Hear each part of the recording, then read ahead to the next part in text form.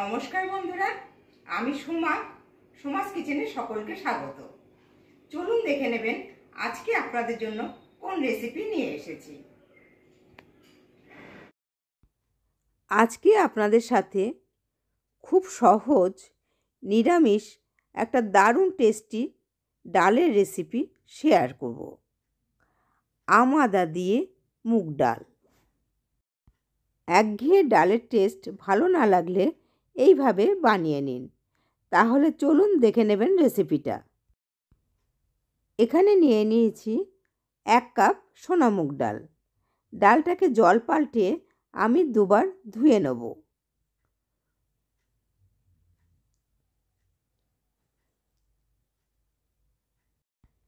ডালটা জল পাল্টে দুবার ধুয়ে নিয়েছি। এবার অল্প জল দিয়ে আধ ঘন্টা ভিজিয়ে রাখব। এটা হচ্ছে আম আদা, একদম আদার মতো দেখতে, কিন্তু সেন্টটা একদম কাঁচা আমের মতন। আম আদার খোসাটা আমি ভালো করে ছাড়িয়ে নেব। আমার রেসিপিটা যদি আপনাদের ভালো লেগে থাকে তাহলে লাইক এবং শেয়ার করবেন। নতুন বন্ধু যারা আমার চ্যানেলটা এখনও সাবস্ক্রাইব করেননি তারা সাবস্ক্রাইব করে পাশে থাকা বেল আইকনটা একটু প্রেস করে দেবেন। তাহলে আমি যখন নতুন কোনো ভিডিও আপলোড করব আপনাদের কাছে নোটিফিকেশান পৌঁছে যাবে।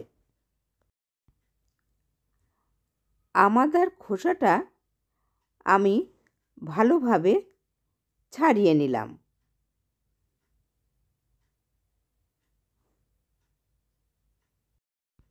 একটা পাত্রে কিছুটা জল গরম বসিয়ে দিয়েছি।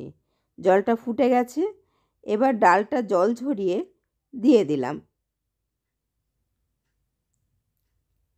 এবার এর মধ্যে দিয়ে দেবো পরিমাণ মতো নুন আর হলুদ।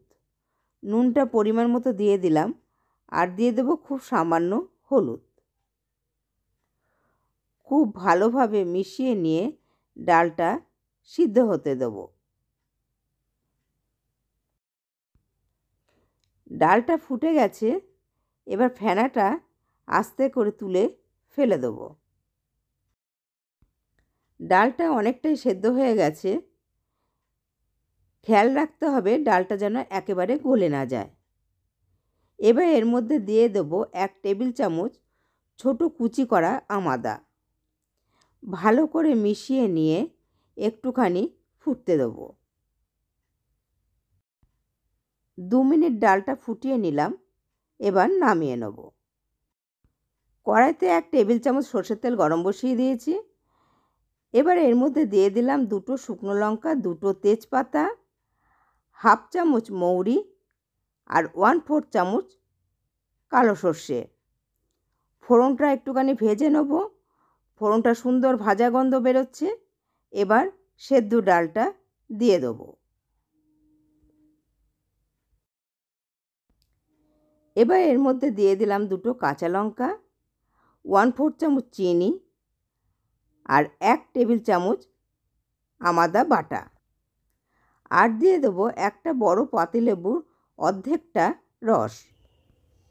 তৈরি হয়ে গেছে খুব সহজ দারুণ টেস্টি একটা নিরামিষ ডালের রেসিপি।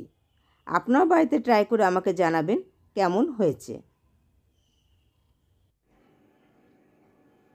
আজ এই পর্যন্তই। আবার দেখা হবে নতুন ভিডিওর সাথে। সকলেই ভালো থাকবেন। ধন্যবাদ।